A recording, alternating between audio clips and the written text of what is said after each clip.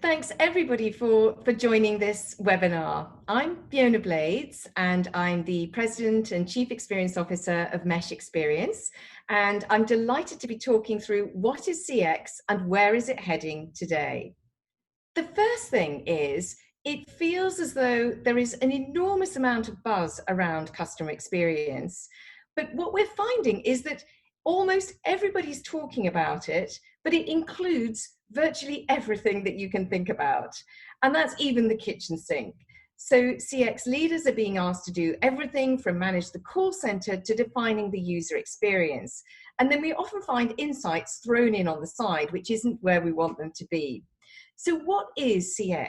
Or more importantly, what should CX be? Well, the first thing is, I'm lucky enough to have a chart here from Professor Emma Macdonald and Professor Hugh Wilson, who are at Warwick Business School. And they have a beautifully simple model around customer experience. At the top and the bottom, we see that the customer experience is both subjective and goal-driven. So each customer is different and each will have their own personal goals that they're trying to fulfill. One person buying chocolate might be hungry, and another one might be wanting to show their grandmother how much they care about her. This could also be the same person on two different chocolate occasions. The other words in the model are interesting too. A journey. An experience happens over time, even if it's the short time of eating a chocolate bar. And before the experience, something's led up to this moment. So maybe that's getting hungry. And then something happens after the experience. So maybe that's feeling very satisfied. It's holistic. It involves all the senses. It involves the context around you, the people you're with, the other experiences you've had with this brand of chocolate previously. And all of these things are going to impact on your experience of the chocolate today. Now, on to emotion, which is on here, and that's a biggie. There's been so much research that's been done on the importance of emotion. And at Mesh, we've been capturing people's experiences with brand encounters from TV advertising to consuming the product since 2006. And we've actually found that a positive experience in general has 3 times the impact on brand consideration of a neutral one. So what fascinates me in Emma's model is the idea of co-creation. And I once asked Professor Hugh Wilson, co-author of the model, to help me prove the ROI of BSkyB spending more money on Mesh to evaluate their advertising. But imagine how horrified I was when Hugh said, suppliers never deliver ROI, Fiona. He quickly followed up with, it's always co-created. However good our recommendation to a client, if the client couldn't successfully implement this, it was going to be a complete waste of time. So however high quality the chocolate, if the customer doesn't like the taste, the experience won't be a positive one.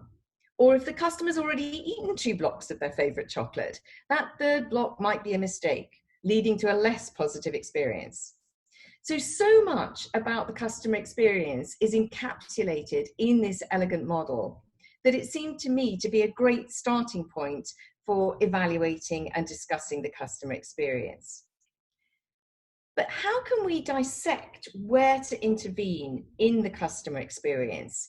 Let's get down to that next level. And luckily, Emma has another model for us here. And this one she did with Shane Baxendale, who is the Vice President of Data Science at Mesh Experience.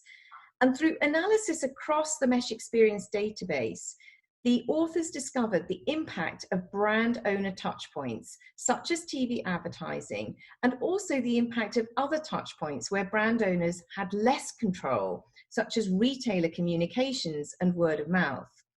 In fact, Emma, Hugh, and Shane discovered that retailer advertising, so things like Best Buy putting a TV ad out about LG TVs, significantly impacted on brand consideration. And the reason that that's interesting is because virtually no brand owners evaluate the impact of these experiences. Traditional share of voice metrics include brand ads, but they're not including those retailer ads which are featuring the brands. So the implication is that brand owners need to take a more holistic perspective about advertising and incorporate retailer advertising featuring their brand into the mix.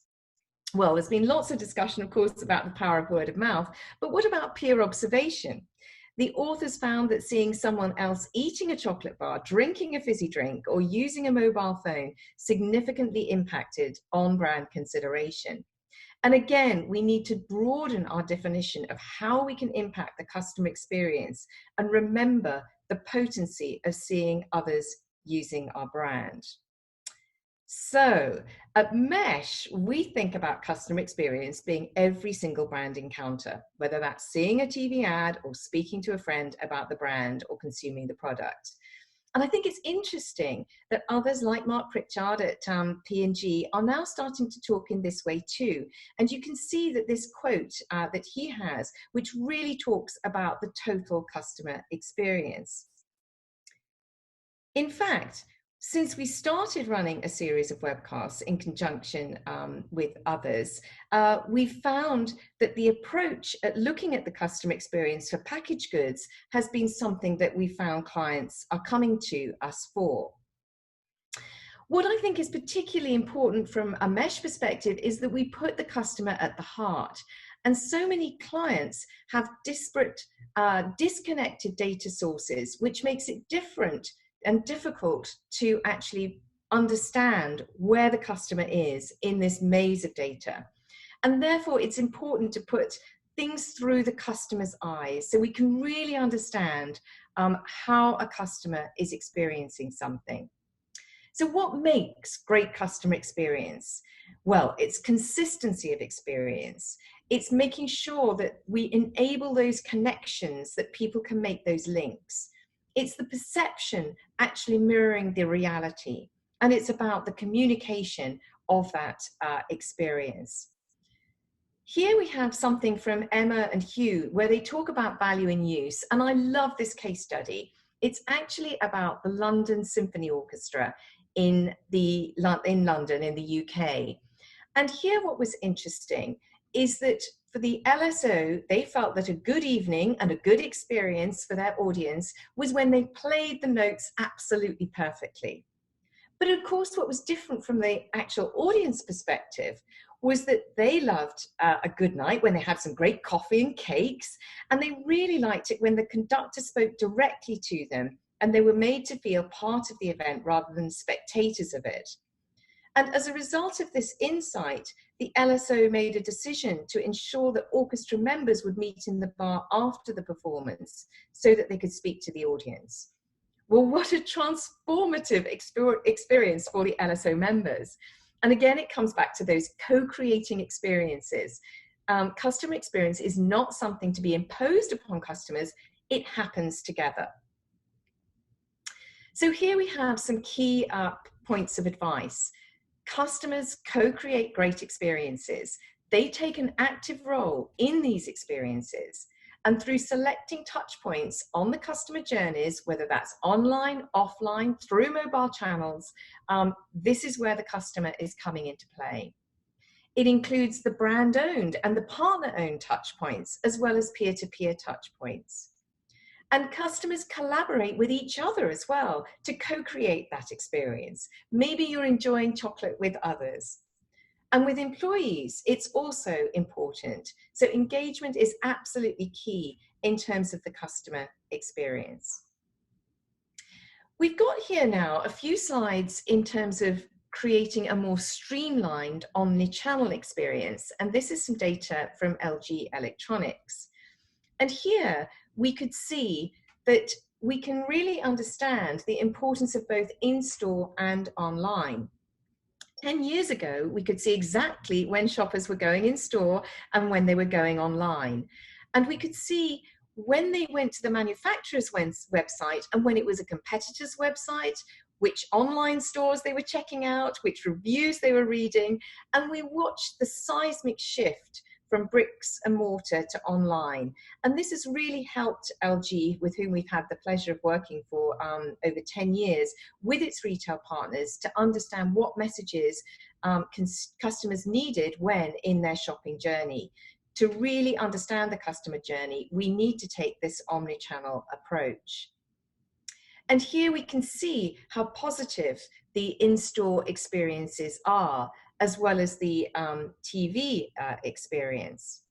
And here we could see the pervasive impact of retailers. So it wasn't just that it's about their website, it's not just about their stores, it's about leaflets that they're sending out, it's about being in the TV ads, it's all kinds of other aspects that make the retailers so important and such fantastic partners as part of the total customer experience. Now, I've got a personal story here. Personalization is another very important ingredient when we're creating great customer experience.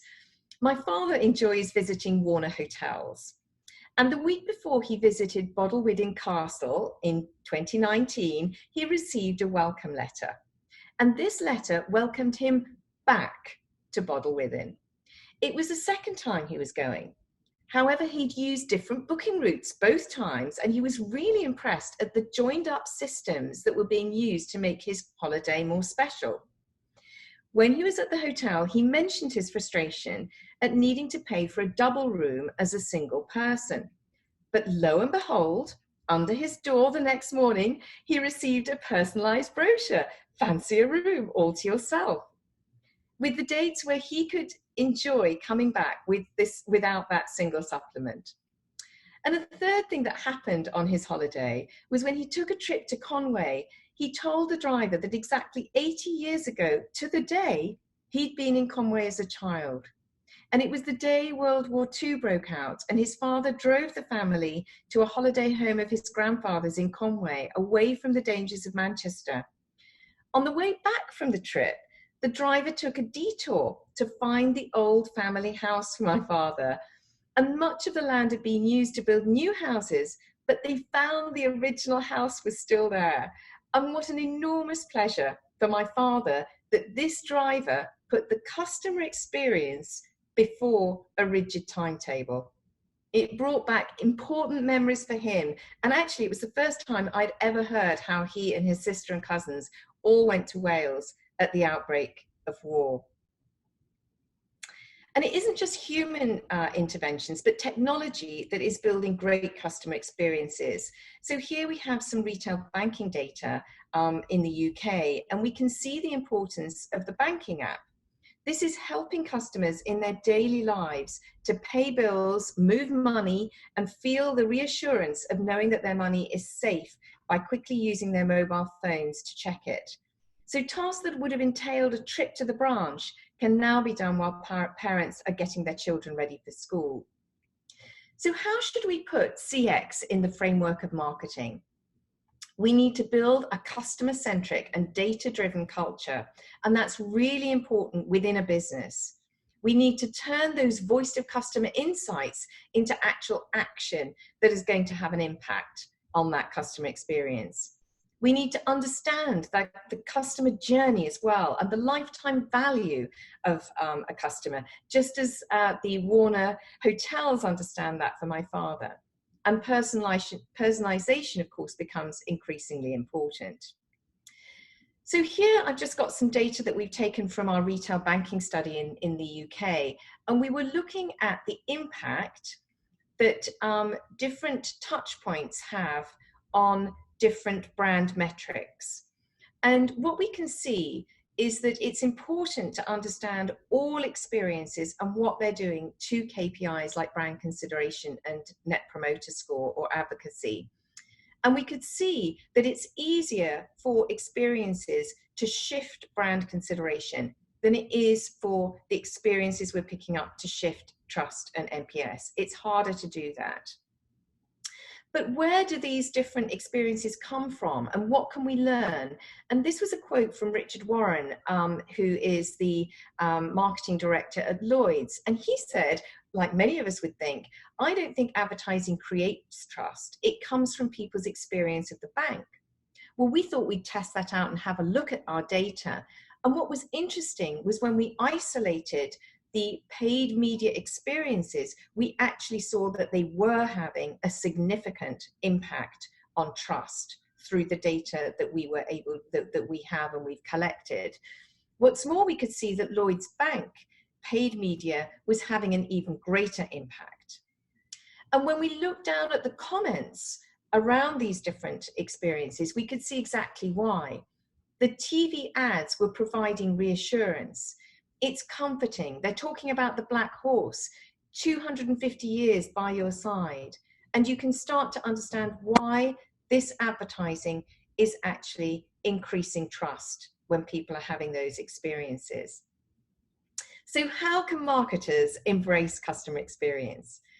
Articulate CX across the business. Make sure that that includes your partners and your non-customer facing people as well. Stand in your customers' shoes. They buy the value, not the products. So think about creating that value in use. Think about the LSO. Immersion.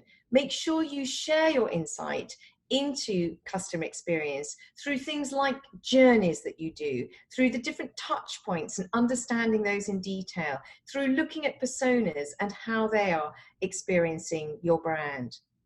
And let's recognize that we all play a part in that customer's experience. So thank you very much indeed for listening. And I'd now like to hand over for questions.